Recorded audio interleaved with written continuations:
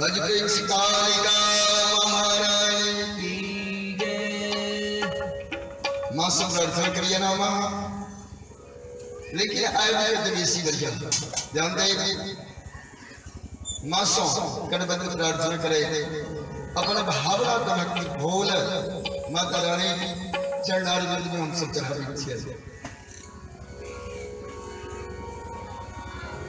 Yellow सजन yellow सजन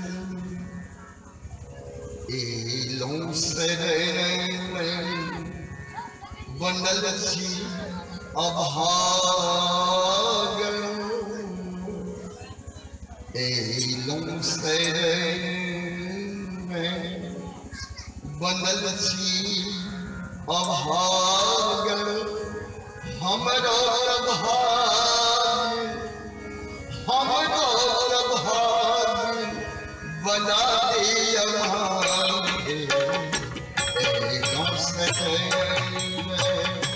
बनल छिया भागन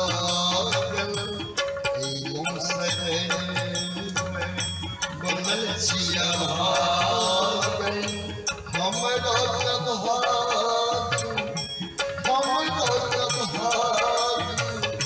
बना दिया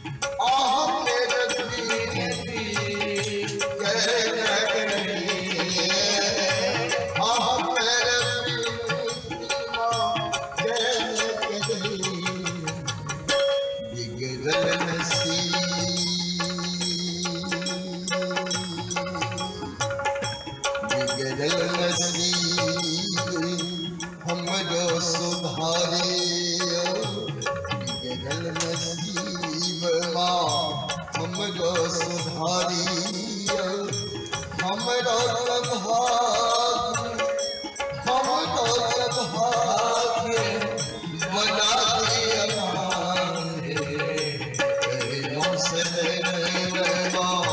बंदल छिया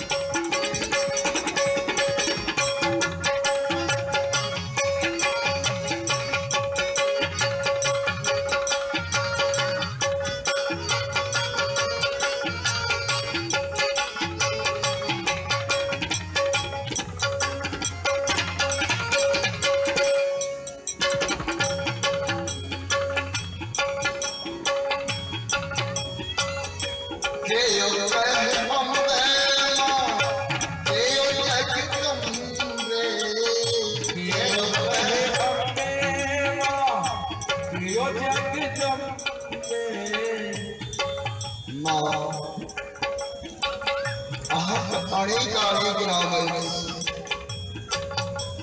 भक्त अपन भावना के मुताबिक अहम नाम उच्चारण करैत छथि।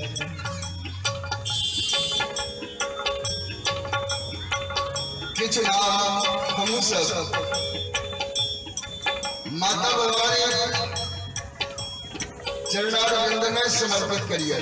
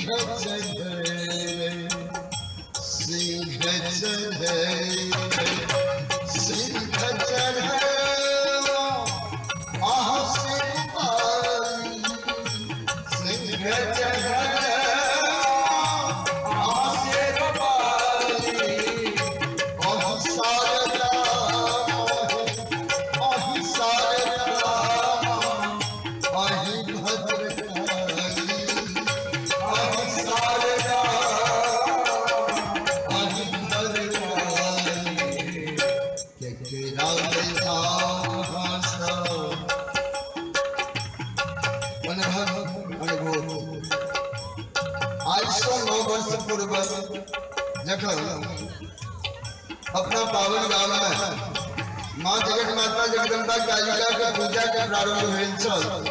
कोई कथा तो हम सब आयल रही, लेकिन कोई समय के गाम के समृद्धि, श्रोता में उत्साह और सिर्फ 9 वर्ष के परिवर्तन स्पष्ट है।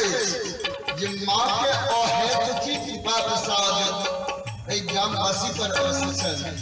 जे द्वारे माँ से हमारी प्रार्थना हे गाँव